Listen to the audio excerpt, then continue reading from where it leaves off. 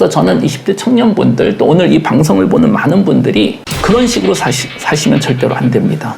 100칸짜리 인공지능 기차에서 반드시 첫 번째 칸에 타셔야 됩니다. 제가 지금 20대 중반이라면 다른 거 다 집어치우고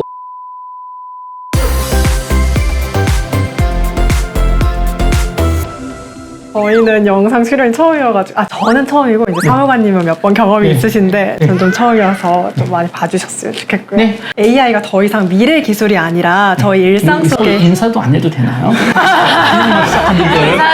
인사할까요? 안녕하세요. 안녕하세요. 네, 반갑습니다. 반갑습니다. 네, 반갑습니다. 두 분 좀 소개 먼저 해주시면 좋지 않을까 싶습니다. 네. 저는 고용노동부에서 청년 취업 담당하고 있는 사무관 박인화라고 합니다. 네.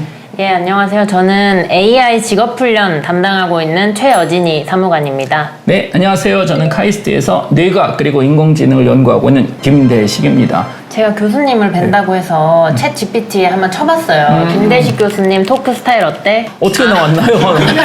정말 찾아본 적이 없어가지고. 챗 GPT에 물어봤더니 네네. 교수님은 일단 질문으로 시작을 한다. 네. 이렇게 얘기를 하더라고요. 그래서 제가 오늘 자리에도 교수님이 어떤 질문을 하실까 약간 좀 긴장 반 설렘 반 이렇게 네네네. 왔거든요. 나무위키의 김대식이라고 치면 미래 예측을 못하기로 유명한 교수라고 항상 나옵니다. 그래서 챗 GPT가 나무위키보다는 좀 더 좋은 내용을 가지고 있네요. 제가 봤을 때는. 오늘 고용노동부 사무관들은 아마 처음 만나셨을 것 맞습니다. 같은데 네네. 뭐 평소에 궁금했던 거나 아니면 오늘 갑자기 궁금한 거나 저희에게 물어보고 싶은 거 있으신가요? 네, 당연히 많죠. 우선 첫 번째는 그게 사실 오늘 저희 대화의 그 주제가 될 수도 있겠지만 인공지능 시대에 일자리 문제가 있다는 건 우리 다들 알고 있는 거잖아요. 두 번째는 도대체 언제 벌어질 일일까? 세 번째, 어떤 직업이 먼저 영향을 받을까? 이런 거에 대해서 제가 봤을 때는 좀 더 구체적으로 우리가 고민을 했으면 좋겠고 고용노동부에서도 많은 구체적인 고민을 하실 거라고 저는 믿고 있고 거기에 대해서 좀 이야기를 하면 좋을 것 같아요.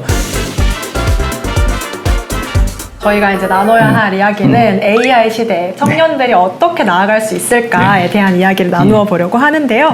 약간 좀 몸풀기 시간으로 저희가 준비를 한 게 있는데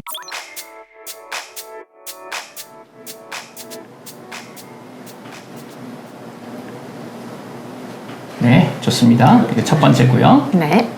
그리고 이게 두 번째 겁니다. 제가 쓴 거보다 다 잘 썼다라고 우선 저는 느껴지고요. 가끔가다 이럴 경우에만 둘 다 인공지능이 쓰거나 둘 다 사람이 쓰거나 그런 게 있는데 어때요? 모든 가능성을 열어두고 모든 가능성. 생각을 해주시면 제가 읽기로는 네. B가 조금 더 인공지능스러웠어요.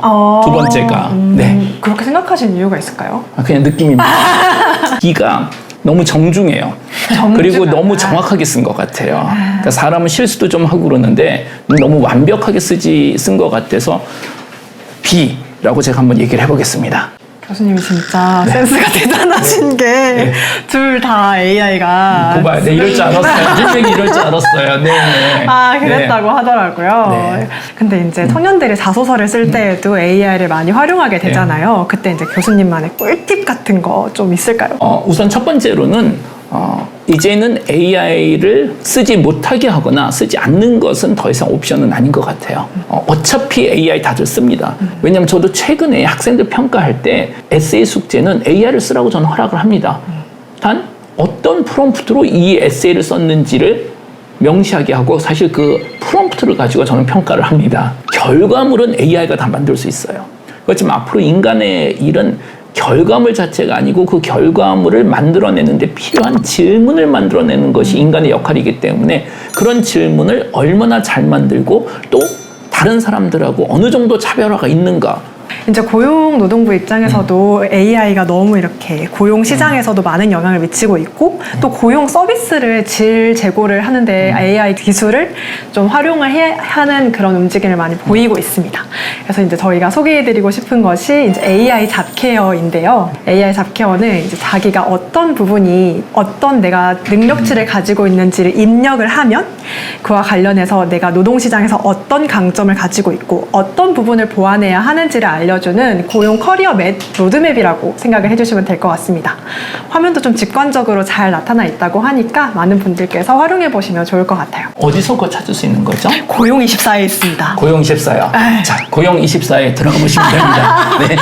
감사합니다, 네. 교수님. 저희가 이제 사전 질문을 받았는데 인스타랑 유튜브에 올렸거든요. 근데 하루에 200개가 넘었다고 하더라고요, 사전 질문이. 그리고 지금은 한 700개 훨씬 넘게 나왔다고 하던데 교수님의 진짜 대세 중에 대세구나라는 걸 좀 실감한 시간이었고요. 그래서 이제 첫 질문부터 한번 만나보도록 좋습니다. 하겠습니다. 예, DIGITRAPPERPHZ님 주신 댓글인데요. AI 시대에도 흔들리지 않는 커리어를 쌓고 싶은 우직한 청년입니다. 직무 변화 속도가 너무 빠른데 당장 내일부터 우리가 가장 우선순위에 두고 준비해야 할 핵심 역량 한 가지만 꼽아주신다면요? 바이브 코딩. 지금 이 순간에 다른 걸 다 떠나서 두 분, 그리고 오늘 이 방송을 보실 분들은 최대한 빨리 바이브 코딩을 직접 해보셔야 됩니다. 바이브 코딩이라는 건 뭐 다들 아시겠지만 예전에는 우리가 컴퓨터를 프로그래밍 하려고 하면 프로그래밍 언어를 따로 배웠죠.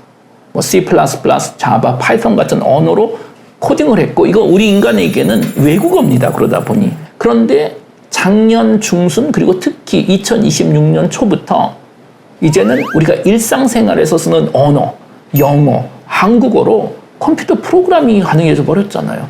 테트리스 같은 게임을 만들어주는데 하늘에서 벽돌이 떨어지는 게 아니고 고양이가 떨어지는 게임 만들어줘. 이게 프로그래밍이에요, 이제는. 말도 안 되는 거죠. 이러고 엔터키를 누르면 5분 동안 정말 열심히 자바스크립트가 만들어져서 진짜 그런 게임을 만들어줘요. 아무도 몰랐죠, 이런 날이 올 줄. 최근에는 생성형 인공지능 시대가 끝나고 이제 에이전틱 AI라는 게 시작을 했습니다. 생성형 AI는 정보를 만들어줘요. 에이전틱 AI는 이렇게 만들어진 정보를 가지고 자율적으로 인공지능이 실행까지 해줍니다. 지금 우리가 살고 있는 세상, 분명히 인공지능 미래로 가고 있잖아요. 인공지능으로 가고 있는 이 기차는 정말 깁니다. 100칸짜리 인공지능 기차에서 반드시 첫 번째 칸에 타셔야 됩니다. 첫 번째 칸에 타고 계시면 기차가 방향을 바꾸면 가장 먼저 몸으로 느낄 거거든요. 100번째 칸에 탄 사람들이 봤을 때는 첫 번째 칸에 탄 사람은 이미 미래에 살고 있는 겁니다. 그러면 준비할 시간도 훨씬 많고 100번째 칸에 탄 사람들을 대상으로 돈도 벌 수 있잖아요. 모든 비즈니스는 정보 비대증을 가지고 비즈니스를 하는 거겠죠. 인공지능 시대에는 가장 최신 기술을 경험하셔야 됩니다. 뭐 해보셔야 됩니다라고 얘기하는 게 결국 이 인공지능이라는 기차에서 가장 첫 번째 칸에 타서 변화를 가장 먼저 몸으로 느끼시면 생각보다 하실 수 있는 게 사실 훨씬 더 많습니다. 첫 번째 칸으로 가는 첫 번째 칸에 타야 됩니다. 네. KDT. KDT하고 첫 번째 네. 칸으로 KDT 근데 좀 더 소개해 주시면 좀 좋을 것 같아요. KDT는 아까 방금 말씀하신 저희 고용24에 들어가면은 정확히 어떤 것들이 하는지 알 수 있고 유수의 그런 디지털 관련 기업들에서 실제 기업 실무에 맞는 프로그램을 제공해서 이거 6개월짜리 과정만 수강하면 바로 취업을 해도 기업에서 인정받을 수 있게끔 저희가 제공하는 고용노동부의 대표적인 청년 디지털 AI 훈련 사업이거든요. 많이들 참여해 보셨으면 좋겠습니다. 네, 좋습니다. 저도 한번 들어가 보겠습니다.